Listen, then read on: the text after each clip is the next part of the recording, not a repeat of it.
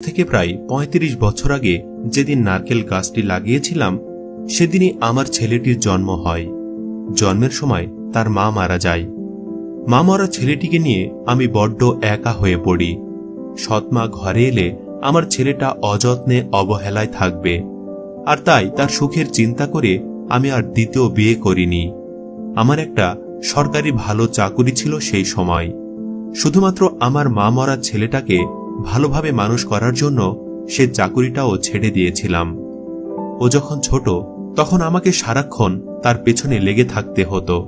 সারাক্ষণ কান্না করত, আর কোনোভাবেই ওকে শান্ত করানো যেত না। ওর দেখাশোনা করতে গিয়ে আমার অন্য সকল কাজকর্ম ধরতে গেলে করার কোনো সুযোগই ছিল না। ওকে নিয়েই আমি আমার নতুন এক পৃথিবী সাজিয়েছিলাম। ওর দিকে বেশি বেশি খেয়াল রাখতে রাখতে একদিন দেখি আমার লাগানো নারকেল গাছটি পানির অভাবে অনেকটা মারা যাচ্ছে। আমার পরিষ্কার মনে আছে, যখন একটু পানি নিয়ে আমি গাছটির কাছে গেলাম তখনই ছেলেটির কান্নার আওয়াজ কানে আসে। আমি তড়িঘড়ি করে পানি ফেলে দৌড়ে এসে বাচ্চার মুখে দুধের বোতল তুলে দেই। আসলে গাছটির ওপর সেদিন আমি বড় অবিচার করেছিলাম। আমার সেই সন্তান আজ ৩৫ বছরের যুবক। পড়াশোনা শিখিয়ে ওকে মানুষের মতো মানুষ বানিয়েছি। আজও বউ বাচ্চা নিয়ে অনেক ভালো আছে। টাকা পয়সার কোনো অভাব নেই। অভাব শুধু এই হতভাগ্য বাবার জন্য একটু ভালোবাসার। ওর ঘরে সব কিছুর জায়গা আছে, শুধু জায়গা নেই আমার। অথচ ওকে যত্ন নিতে গিয়ে একদিন যে নারকেল গাছটাকে আমি অবহেলা করেছিলাম সেই গাছটি আজও আমাকে নারকেল দেয়। একজোড়া নারকেল ৪০ টাকা বিক্রি করে অনেকটা উপকার পাই, কিন্তু আদরের দুলালের কাছে ৪০টি পয়সাও চাওয়ার সুযোগ পায় না।